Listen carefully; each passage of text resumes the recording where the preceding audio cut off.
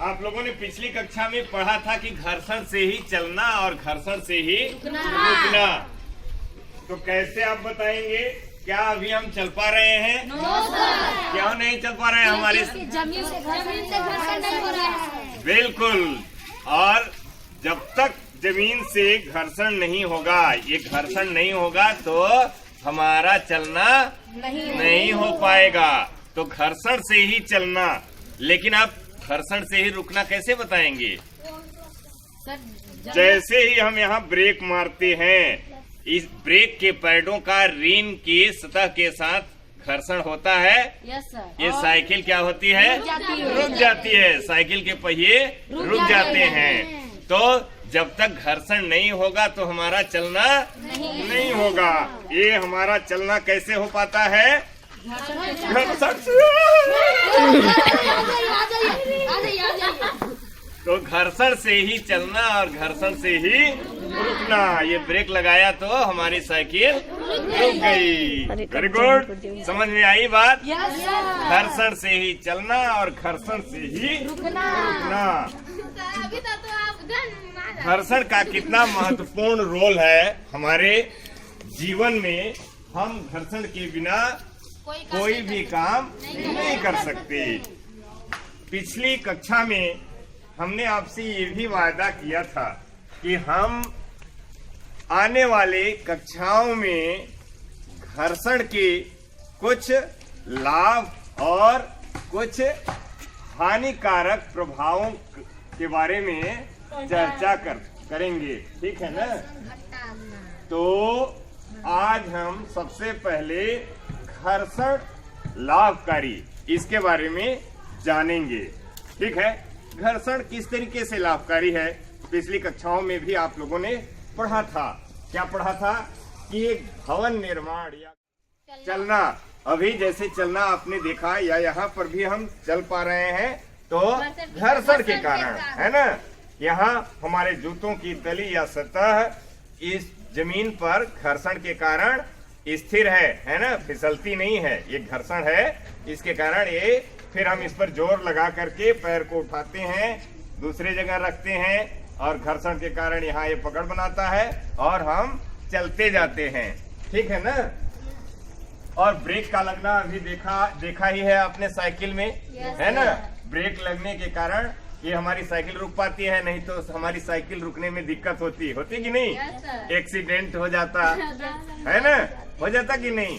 तो एक घर्षण के लाभकारी प्रभाव है। आप पेन का उपयोग हमेशा कर रहे हैं, पेंसिल का। ये लिखावट जानते हैं क्यों हो पाता है? घर्षण के कारण ही, है ना? जब आप पेन या पेंसिल को कागज पर चलाते हैं या मैं चाक बोर्ड पर चलाता हूँ तो घर्षण के कारण चाक के कुछ अंश बोर्ड पर रह जाते हैं, स्याही का अंश यहाँ कागज पर रह जाता है और हमारे शब्दों को उकेर देता है। ये घर्षण के कारण ही है। ठीक है? गेंद चल रही है, आपने गेंद को फेंका लेकिन ये गेंद रुक जाती है जमीन से घर्षण के कारण, नहीं तो गेंद चलती ही जाती। ठीक है? धागे में आप गांठ बांधते हैं, है ना? ये किसके कारण है? घर्षण के कारण ही। ठीक है? माचिस की तीली जलाते हैं, खर्र से ऐसे मारते हैं, है ना? घर्षण के कारण वो गर्म होता है ना? हाँ, वो जो ज्वलनशील पदार्थ है ना जलता है। क्यों? घर्षण के कारण उस ज्वलन ताप तक पहुंचता है। 8वीं वाले ज्वलन ताप पढ़ चुके हैं, पढ़े हैं ना? है ना? ज्वलन ताप क्या होता है? वह न्यूनतम ताप जिस पर कोई वस्तु जलना प्रारंभ कर देती है वह उस वस्तु का ज्वलन ताप कहलाता है। तो चलिए, तो ये घर्षण लाभकारी अभी आपने कुछ पढ़ा। घर्षण के लाभकारी प्रभाव और भी बहुत सारे हैं, इतना आप जरूर नोट करें। ठीक है ना? आइए कुछ हम लोग घर्षण के हानिकारक प्रभावों के भी बारे में जाने। ठीक है? घर्षण हानिकारक भी है। क्यों? क्योंकि घर्षण के कारण एक सतह दूसरे सतह पर गति करती है और गति करने के कारण जब घर्षण होता है तो मशीनों के पुर्जे क्या होते हैं? घिस जाते हैं और कुछ ही दिनों में हमें उनके जगह पर नए पुर्जे लगाने पड़ते हैं। ठीक है? पुर्जे माने उसके हिस्से, पार्ट, है ना? घिस जाते हैं। ये ब्रेक का पैड घिस जाता है, चैन खराब हो जाता है ना, उसके दांते कमजोर पड़ जाते हैं। घर्षण के कारण चाकू आपका जो पौंसुल है, फावड़ा है, उसको फरगवाना पड़ता है ना। क्यों? क्योंकि काम करते करते घर्षण के कारण वो घिस जाते हैं और हमको उनको फिर से या तो बदलना पड़ता है या फरगवाना पड़ता है। ठीक है, तो ये नुकसान है कि घर्षण के कारण मशीनों के पुर्जे क्या होते हैं, घिस जाते हैं। दूसरा ये है कि आप जूता खरीदते हैं, चप्पल खरीदते हैं और साल भर बाद क्या होती है, जूतों की तली घिस जाती है। क्यों घिस जाती है? घर्षण के कारण, और हमको फिर से नया जूता चप्पल खरीदना पड़ता है। ठीक है मीरा, ये जूतों के तली का घिसना घर्षण का हानिकारक एक प्रभाव है ना। और क्या होता है, घर्षण से उष्मा के रूप में ऊर्जा का ह्रास, है ना। हम मशीनें बनाते हैं, है ना, तो उन मशीनों में हम ये प्रयास करते हैं कि उष्मा के रूप में ऊर्जा का नुकसान न हो, अधिकतम प्रयास करते हैं। फिर भी आप देखते होंगे अधिकतर मशीनें जो घूमने वाली मशीनें हैं जिनमें गति होती है तो वो गर्म हो जाती हैं, है ना। माने कुछ ऊर्जा उष्मा ऊर्जा के रूप में निकल जाती है ना। तो ये घर्षण के कारण ही होता है।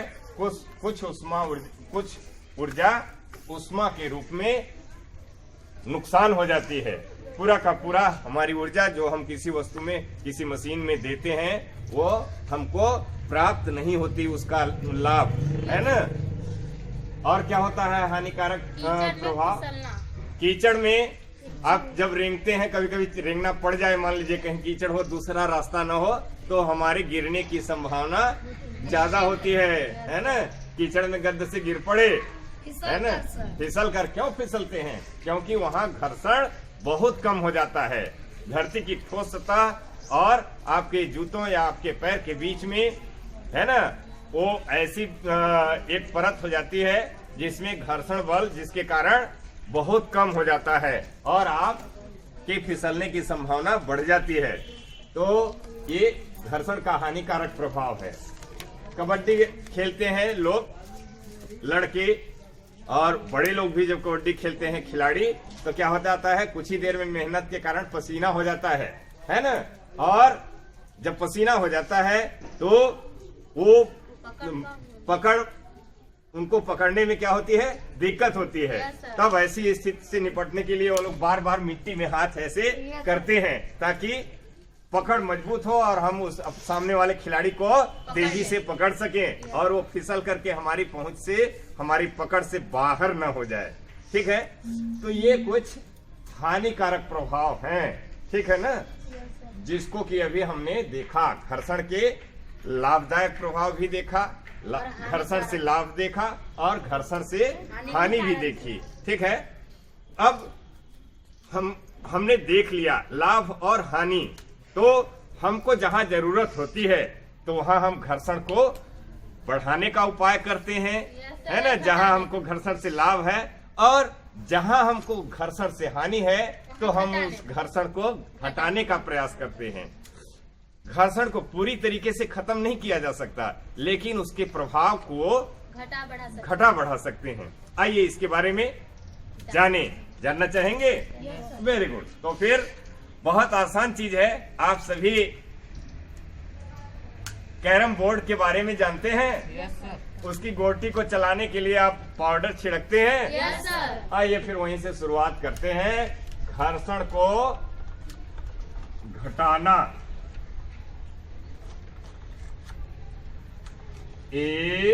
कैरम बोर्ड पर पाउडर डालना, है ना।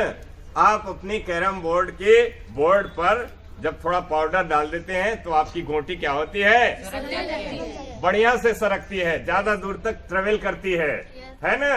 उतना ही आप मारते हैं लेकिन वो ज्यादा बढ़िया से जाती है, ज्यादा आसानी से जाती है। क्यों? क्योंकि बोर्ड पर कैरम की गोटियों का सरकना घर्षण कम होने के कारण, घर्षण हट जाने के कारण आसानी से होता है। तो ये है घर्षण घटाने का एक तरीका।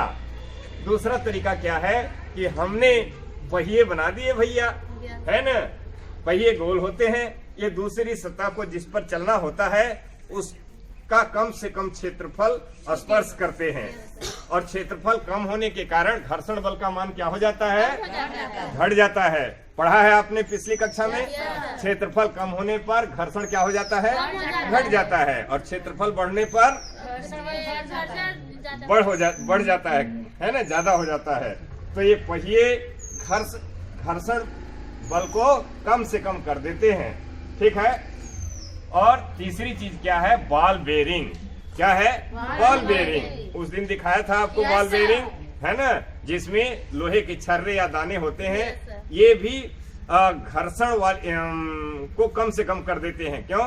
क्योंकि ये संपर्क सतह को ये भी न्यूनतम कर देते हैं, बहुत कम कर देते हैं, जिसके कारण हम बॉल बेरिंग अपने सभी घूमने वाली मशीनों, यंत्रों, चलने वाली चीजों में बॉल बेरिंग को लगाते हैं, है ना, जिससे घर्षण न्यूनतम हो जाता है और कम बल लगाने पर हम अधिकतम कार्य की प्राप्ति कर पाते हैं, ठीक है।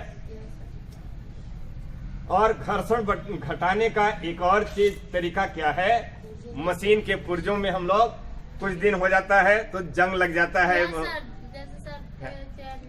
बिल्कुल, लोहे और धातुओं से बनी चीजों में क्या हो जाता है, हाँ, जंग लग जाता है, या पुराने पड़ जाने पर घर्षण बढ़ जाता है अपने आप, ठीक है ना। तो क्या होता है, उनमें हम तेल, ग्रीस या स्नेहक का प्रयोग करते हैं। बिल्कुल सही प्रश्न पूछा पूजा आपने। स्नेहक क्या है ना, स्नेहक वे पदार्थ होते हैं जो मुलायम या चिकनापन प्रदान करते हैं, है ना। स्नेहक वे पदार्थ होते हैं, एक मिनट थोड़ा सा हम बुक देख लें, भूल रहा है अच्छी तरीके से। हाँ हाँ, किताब में लिखा हुआ है आप, हाँ, स्नेहक का प्रभाव, इसके पहले स्नेहक के बारे में लिखा भी है, आप देखिए वहीं पर लिखा है। बिल्कुल बिल्कुल, तो स्नेहक क्या चीज होते हैं, ऐसे पदार्थ जो घर्षण को कम करते हैं, ऐसे पदार्थ जो घर्षण को कम करते हैं स्नेहक कहलाते हैं। ऐसे पदार्थ जो घर्षण को घटा देते हैं स्नेहक कहलाते हैं। जैसे तेल, ग्रीस, यहाँ 2 मैंने लिखा है। इसके अलावा जो पेंसिल लिखते हैं ना आप लोग, वो पेंसिल भी स्नेहक का काम करती है बड़ी मशीनों में, है ना। इसके अलावा हवा की गद्दी का भी प्रयोग बड़ी मशीनों में किया जाता है स्नेहक के जैसे, ठीक है, घर्षण को घटाने के लिए। इसके अलावा जगह जगह आपके घरों में जहां दरवाजे वगैरह ठीक से नहीं खुलते हैं तो वहां आप तेल डालते हैं।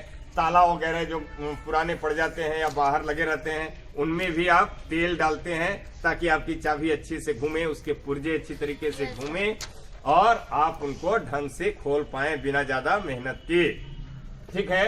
तो ये हो गया घर्षण का घटाना। घर्षण घटा देते हैं तो आपके काम बहुत सारे आसानी से हो जाते हैं। आइए हम लोग घर्षण बढ़ाना भी पड़ता है ना, ठीक है। तो घर्षण अगर हम बढ़ा देते हैं कहीं कहीं तो हमको फायदा होता है। जैसे टायरों में खांचे, है ना, टायरों में खांचे हम लोग मोटे मोटे बनाते हैं। देखो यहाँ पर, इनसे क्या होता है, इनसे घर्षण बल बढ़ जाता है, जिससे ये अच्छी तरीके से गाड़ियां चल पाती हैं। जूतों में खांचे बनाए जाते हैं ताकि जमीन पर अच्छी पकड़ बन सके और हम अच्छी तरीके से चल पाएं, ठीक है ना। अगर तली घिस जाती है तो हमारे फिसलने का खतरा ज्यादा रहता है ना। इसी तरीके से टायर भी घिस जाएंगे तो इसमें फिसलने का खतरा ज्यादा रहेगा, ठीक है ना। गाड़ी हमारी फिसल जाएगी, अगर कीचड़ वगैरह थोड़ा कहीं रहा तो गाड़ी हमारी तुरंत फिसल जाएगी। इसलिए हमारे टायरों में अच्छे खांचे, जूतों में अच्छे खांचे जरूरी हैं। साथ ही अभी चर्चा हो रही थी कबड्डी के खेल में खिलाड़ियों द्वारा हाथ में मिट्टी लगाना, है ना। कबड्डी के खेल में पसीना हो जाता है खिलाड़ियों को और खिलाड़ी लोग फिर अपने प्रतिद्वंदी खिलाड़ी को पकड़ने के लिए अपने हाथ को जमीन का धूल और मिट्टी लगाते हैं ताकि हम पकड़े तो वो सरक करके भाग न जाए, है ना।